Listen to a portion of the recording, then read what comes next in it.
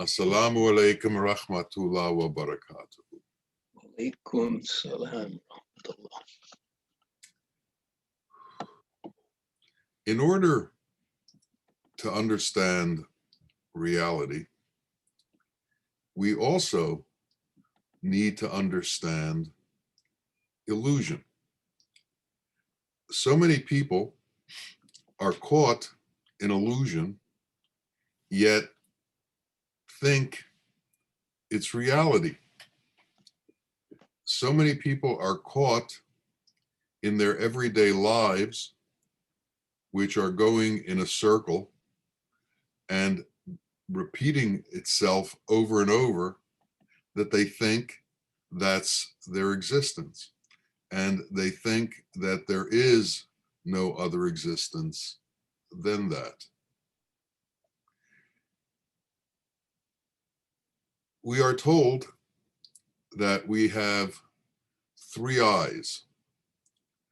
One eye sees illusion. One eye sees the satanic qualities, and one eye sees reality. This is what's called the third eye, that's able to see the truth. But to see with the third eye, your first and second eyes, your eye that sees illusion has to understand illusion. Your eye that sees satanic qualities has to understand satanic qualities. How many people do each of us know who think that vengeance is permitted? How many people do each of us know that think retribution is permitted, or getting even is permitted or normal?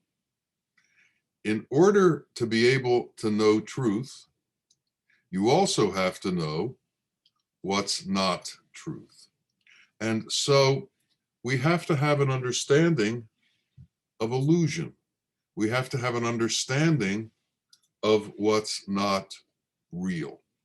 And we have to have an understanding of the influence that Satan has on us. And then we can begin to work towards the truth. A disciple went to his sheikh and said, I have distracting thoughts and I can't seem to grab them and push them out of the way. And the sheikh said to him, go outside on a windy day, open your shirt, and then catch the wind. So he went outside, opened his shirt, and tried to catch the wind. And he came back and he told his teacher, he said, I can't seem to catch the wind. He said, it's the same way with your thoughts. You're not going to be able to catch your thoughts. What you have to do is learn how to ignore them. Learn how not to be responsive to them. Learn how to allow them to go without an interaction. Because if you interact with your thoughts, what's going to happen is, over time, they will become your normative behavior. Once you establish a normative behavior that is outside of the realm of the truth, you become caught in illusion. You become caught in that which isn't true. And since you do it over and over and over and over, it becomes real to you. A hunter went out to catch pheasant, and he saw a group of pheasant grazing in a field, and they were all very close to each other. He snuck up on them, threw his net, and got them all, brought them back, and put them in cages with the intention of, when the market came, he would take them to market and sell them. And he fed the pheasants every day to get them a little fatter. And they all ate except one. And that one refused to eat. And he didn't eat for days and days and days.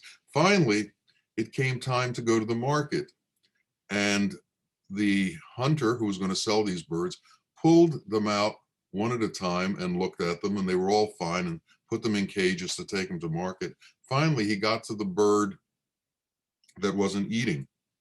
And he looked at that. He said, "Look at this skinny bird. I can't sell this." And he let him go, and the bird flew away. And as the bird was flying, he said to his captured compatriots, he said, "You ate the food of your captor, and now you're bound to die."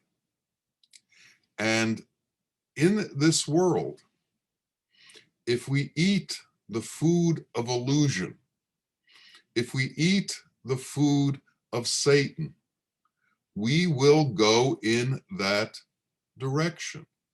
We will end up in illusion. We will end up in hell.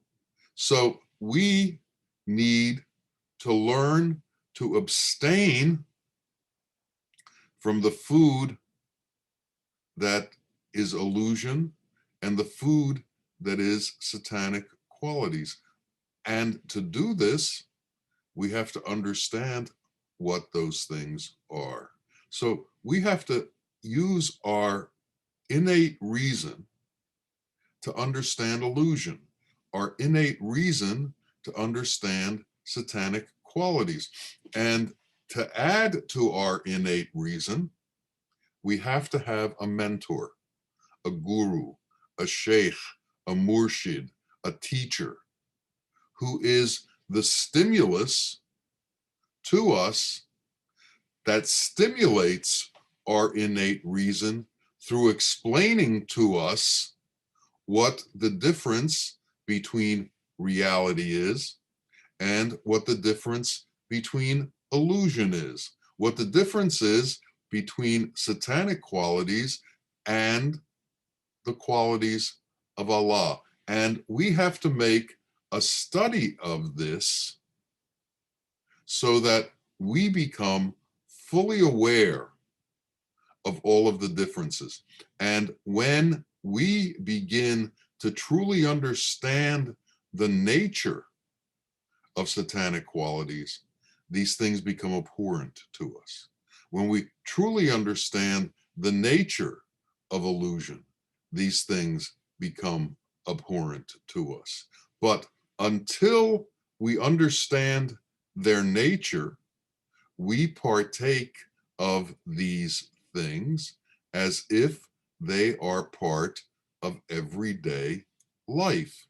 And just like any addiction, if we do this for too long a period of time, we have to go through a process of weaning ourselves off of these things. And it's not that easy. The sheikh gives you a situation where you are free of these influences because you come under his influence, you come under his resonance, you come under his purview, you come under his protection. And while in that protection, you can relieve yourself of the addiction to the world that you've developed over the years and years and years. The truth is not always visible to people. And the reason for that are multitudes. But what we need to do is focus and try to understand the difference between truth and falsehood.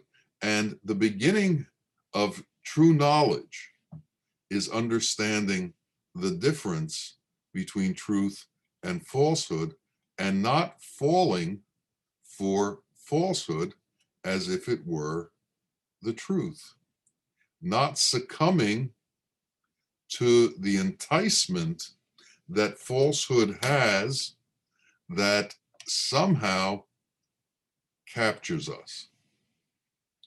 We are elemental, and our body is made up of elements. Outside of us, the illusory world is also elemental, and lust is the magnetic attraction between our elemental self and the elemental things that we find in the world. So unless we actively, consciously look at things and determine how to act in relation to other things, when we are drawn towards the elements, we will interact with them in a way that elements interact. It's called lust. It's called magnetism. It's called so many things that describe the union between ourselves and the world. And man is constantly having some kind of connection to the world. Different people have different aspects, and their connection to the world is different in aspect. But the main understanding is that they have a connection to the world, and this connection to the world is what drives them. Now, there's another element that's different than the elements that the world is made out of, different than the elements that we're made out of. And that's the unique element that's separate from all of form. And that's the unique element that is God. And the element that is God is different and apart from and unique from illusion. And the explanation of that element is in the Asmaul Husna, the 99 names of God, and within the 3,000 gracious qualities of God. Now, they use the number 3,000, and it's just a number. In truth, there are an unestimable number of gracious qualities that Allah has. And with our innate understanding and the stimulus of a teacher, a true teacher, we can begin to understand the nature of that unique element, the nature of his qualities, the nature of his gracious attributes. To do this, we have to be able to release ourselves from the temptation and the magnetism of this connection that we have to the elemental world. Now, think about it. When you have a magnet and a piece of iron, they attract each other. And to pull them apart takes effort. So there's this attraction that brings them together, and then there's effort to pull them apart. For us to maintain a situation where we counteract the attraction and or pull ourselves apart once we've fallen to that attraction takes effort. And it takes effort on our own behalf. It takes internal effort, not external effort. It takes an effort that is based on the understanding of what's happening to us. And if we don't have the understanding of what's happening to us, then we just go along with that flow. And we get caught in the normal consequences of attraction and lust. To release ourselves from this is to separate ourselves from what is called the nafs, or the lower self, which has this attraction that's constantly being pulled towards the world and the enterprises of the world, towards Satan and the enterprises of Satan. So for us to be able to see with the third eye of clarity, to be able to see with wisdom, to be able to see with true reasoning, we have to understand illusion, and we have to understand satanic qualities so that we can recognize them. Now imagine if you are raised in a culture of warriors where everything is about destroying the enemy, learning how to kill, and learning all of the attributes of war.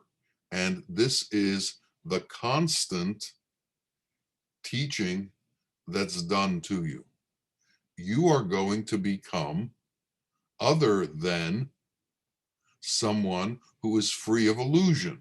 You are going to be trapped in this world of warfare and in this world where warfare is very important. In Japan, they used to have whole classes of people who lived their life as hired warriors. They were called samurai, and they were expert in killing. They were expert in fighting. And this is where their status was. This is where their importance was. This is how they made their living. This is how they supported themselves in the world. This was their pride. This was who they believed they were. Now, we know that man is not meant to be a killing machine.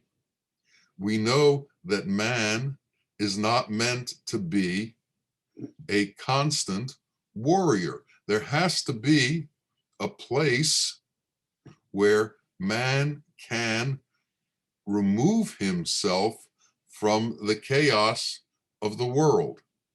There has to be a place where man can remove himself from the chaos of governments. There has to be a place where man can remove himself from the chaos of illusion and the chaos of satanic qualities.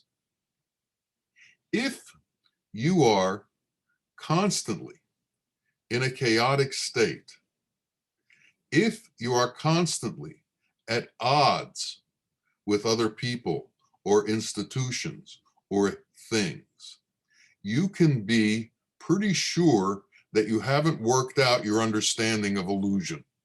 You can be pretty sure that you haven't worked out your understanding of satanic qualities. You can be pretty sure that you haven't spent time trying to differentiate the qualities of transcendence from the qualities that are tied to illusion, that are tied to being trapped within this illusory world.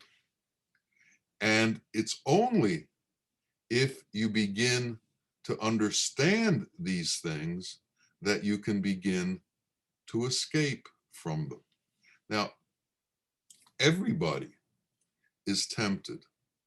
Everybody is in situations where they fall subject to pride, subject to vanity, and subject to all of the things that Satan uses to draw you away from humility and from God's qualities.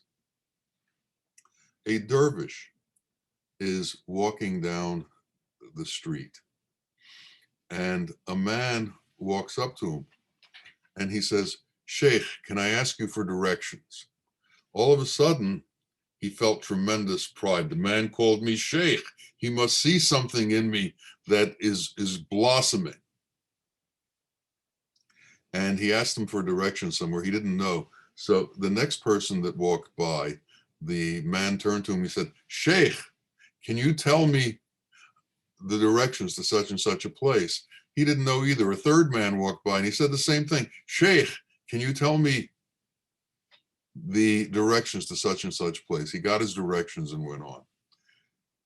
The situation caused the disciple a certain amount of difficulty because he understood what happened to him. He understood the pride that swelled when he was called Sheikh, and because he thought it was a unique thing he was doing to him. And he looked like, the man who was doing this looked like an elder dervish. So he went to his sheikh and he told him the story. And he said, "What was going on?" He said, "Well, the man who spoke to you was in an advanced state, actually. And he saw the truth of Allah within everyone. So he addressed everyone with great respect because he respected the God in them. This is a unique state. It wasn't about you, it was about him. And when you can reach that state, you also will begin to understand the uniqueness of each individual and that God exists within each individual, and everyone should be given respect." All of these lessons that we have to take on are cumulative. And as we spend more and more time with the truth, we become more and more attuned to the truth and less attuned to illusion. We become more and more cognizant of appropriate behavior. A sheikh was traveling and he was going to Baghdad, and he was with another man who was also going to Baghdad. And they began discussing, and the man said, "I'm going to Baghdad to see such and such sheikh." Well, that happened to be the man he was talking to who was going back home. And he said to him, "He's a very, very great man. He's holy, he's pious, he only helps people, he never does anything for himself." And the sheikh, who had a certain sense of humility, said, "Well, he's just a man like everybody else. He's not all of those things that you say you are." And the other man slapped him. He said, "How dare you talk about him that way?" And they sat still for a while, and then they began to talk again. Finally, they got to where they were going, and the man who was talking about the sheikh was introduced to the sheikh and saw it was the man he slapped. And he said to him, "My God, I'm so sorry. I apologize." And he said, "No, you taught me a lesson, actually." He said, "I should never criticize anybody, not even myself." And that's the point of all of these situations. We have to learn from them, and we have to refine our own being. And that is a very important word. We have to refine our own being. We have to become more and more in line with reality, in line with truth, and in line with Allah's qualities. And we have to release ourselves from the bondage that we have to illusion and to our attraction to illusion, our fundamental magnetic attraction element to element. We have to learn to release ourselves from that. And if we can do that, then we'll begin to see with our third eye, which sees truth. Then we'll begin to see with the eye that sees reality in all situations, as opposed to seeing the illusory nature of existence and falling into a relationship with that illusory nature. There are many scriptures. There are many religions.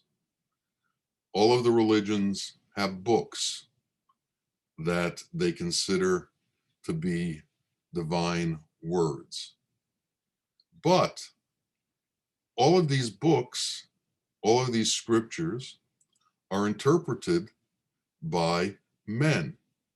Not all of the men that interpret these books necessarily have wisdom. Not all of these men have the ability to take from the words within the scriptures and turn them into truth that can be understood by man. And this is one of the great difficulties in the world. You have men with personal motives interpreting Allah's truth that has no motive, and by injecting personal motive into it, it changes it from a universal concept that flows to all people to something that becomes separated from humanity and becomes an individual separate religion. And Bawa calls this the sin of separation, the sin of not understanding our commonality with the rest of existence. And this occurs because man, in ignorance, sees separation as a way to make oneself more important, to make oneself bigger, and to make oneself that which is tantamount of importance. It's the opposite of humility. And it's interesting that religion, wherein we humble ourselves before the Lord, separates us and makes us important before the Lord, more important than everybody else. And each religion preaches that same idea. This religion is more important than every other way and is the only way, and everyone needs to come together within this religion in order for them to somehow reach the goal that they're striving for, to somehow reach their connection with Allah. In truth, this connection with Allah cannot be reached until all separations, all differences, all exclusions are done away with. Until we get to the point where we accept the equality of all mankind, where we accept the equality of all races, where we accept the equality of all nationalities, where we accept that underlying all of our external differences, all of our external looks, all of the external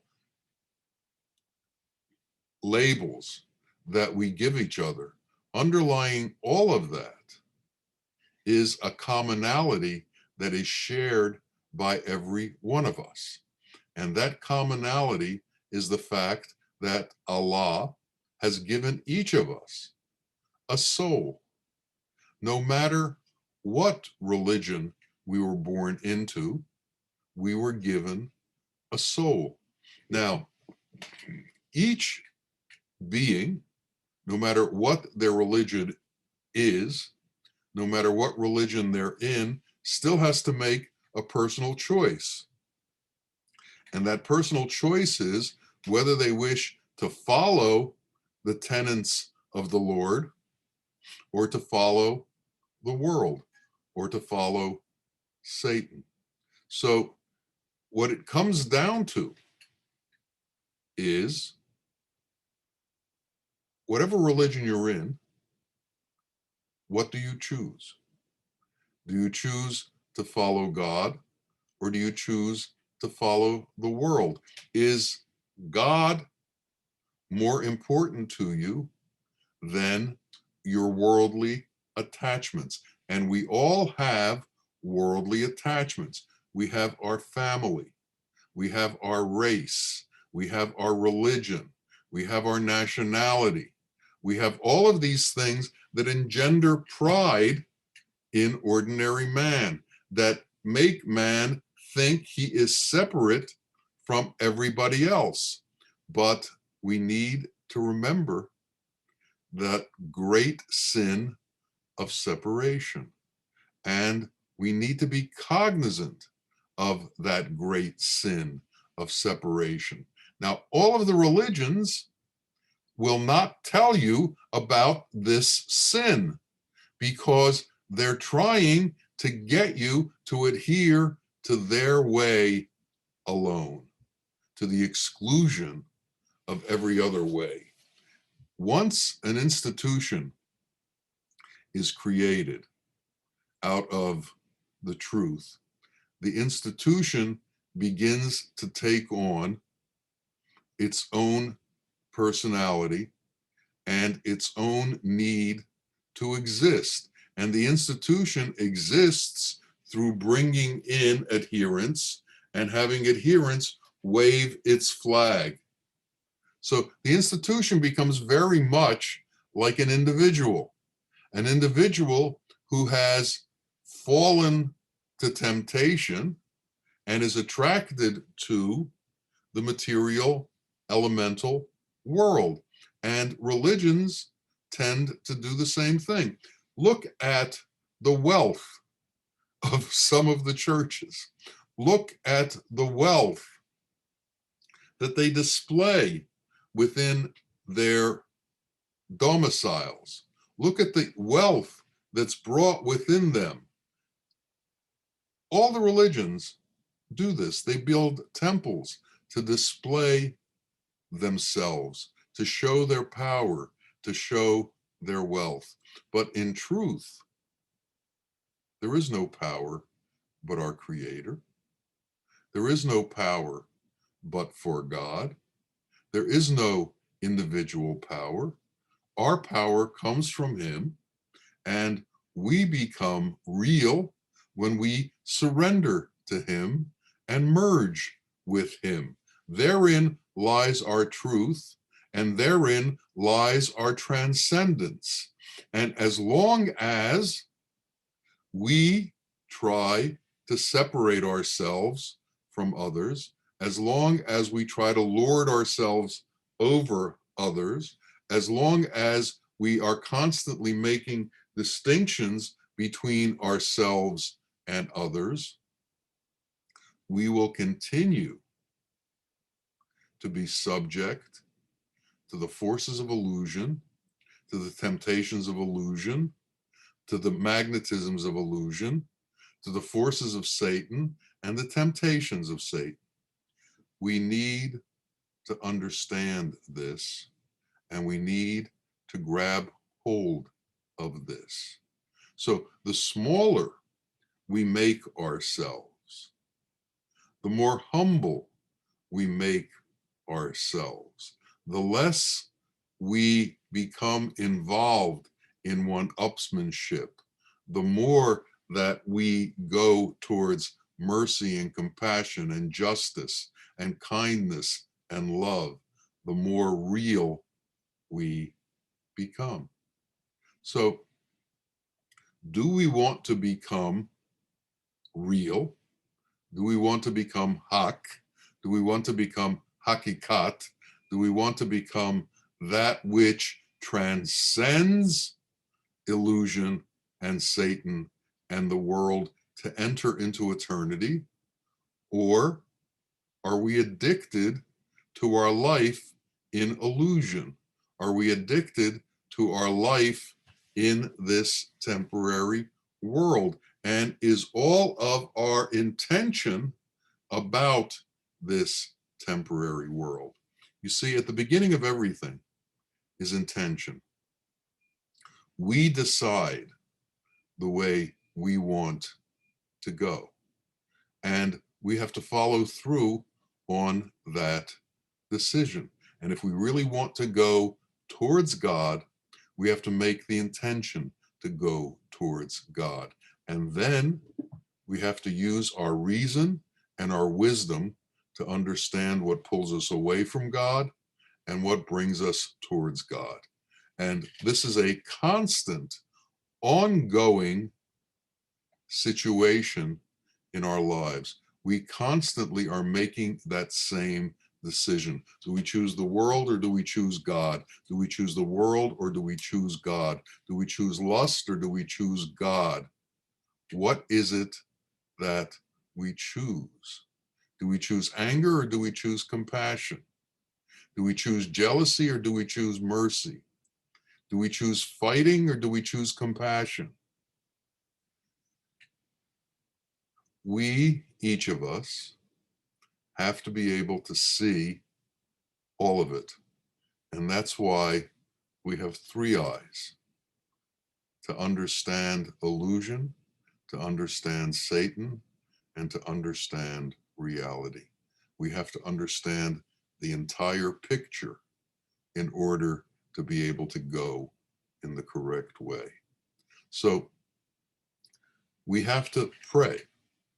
We have to pray that Allah gives us the wisdom to meet our intention. And we have to pray that our intention is strong enough to pull us away from illusion and from Satan. This is what's known as the internal jihad, the fight between illusion, Satan, and reality. And each of us are caught in this fight, but the tools for this fight that take you in the right direction are not the same tools that you use to fight in the world. The tools for this fight are compassion and mercy and kindness and love and humility. So we need to take on these characteristics. We have to become the Asmaul Husna. We have to become the prophets. We have to become the Ketubs. We have to become the holy ones. And it's only through becoming the ones who are the exemplars of truth that we become the truth. And when we become the truth, then we are worthy of being brought to our Lord. May that be what occurs for each of us. May we be worthy of being amongst those who are chosen by our Lord. Ameen, Ameen, Ya Rabbil Alameen. Assalamu alaikum wa rahmatullah wa barakatuh. Wa alaikum assalam.